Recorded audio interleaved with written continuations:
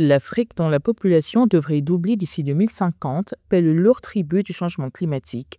Selon le dernier rapport du groupe d'experts intergouvernemental sur l'évolution du climat, GIEC, l'Afrique du Nord et l'Afrique de l'Ouest sont particulièrement touchées, avec une hausse des températures attendues entre 1,5 et plus de 3 degrés Celsius selon les hypothèses prises en considération, affectant la santé, la productivité et la sécurité alimentaire des populations.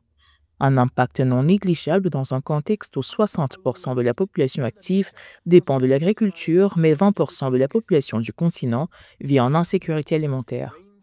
Dans 25 ans, un homme sur quatre sera africain et la force de travail active de l'Afrique sera supérieure à la Chine et à l'Inde réunies.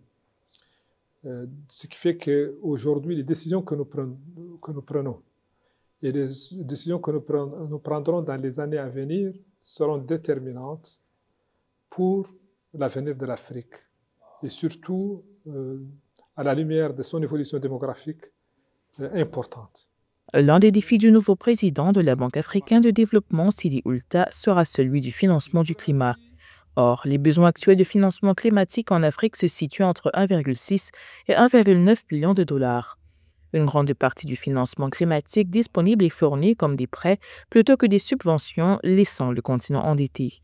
Sous la présidence d'Akinwumi Adesina, la BAD a notamment procédé récemment à une émission de capital hybride de 750 millions de dollars sur les marchés mondiaux de capitaux pour le climat. You notice that the Horn of Africa is suffering from floods. Vous avez constaté que la Corne de l'Afrique souffre d'inondations et de nombreuses atrocités liées au changement climatique.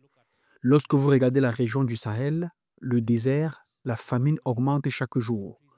Vous avez vu ce qui est arrivé au Malawi, au Mozambique concernant les inondations. Pourtant, nous ne sommes pas responsables. Notre niveau de vulnérabilité est élevé et pourtant nous ne disposons pas de fonds suffisants pour gérer les atrocités qui se produisent en Afrique. Je pense que nous devons commencer à penser à l'adaptation en priorité. Nous devons affirmer notre financement pour répondre aux engagements que nous avons pris à Paris en 2015. We need to fine-tune our funding to meet the demands that we signed off in 2015 in Paris. La lutte contre le changement climatique en Afrique repose pour l'essentiel sur des collaborations transfrontalières. L'initiative de la Grande Muraille Verte, soutenue par la BAD, en est un exemple. Ce projet vise à restaurer 100 millions d'hectares de terres dégradées d'ici 2030 en plantant une bande forestière de 8000 km de long à travers le Sahel, du Sénégal à Djibouti. Une initiative qui rentre en droite ligne avec la déclaration de Nairobi publiée en 2023 à l'issue du premier sommet africain sur le climat tenu au Kenya. Une déclaration qui prévoit la réduction de 43% des émissions de gaz à effet de serre des États africains d'ici 2030.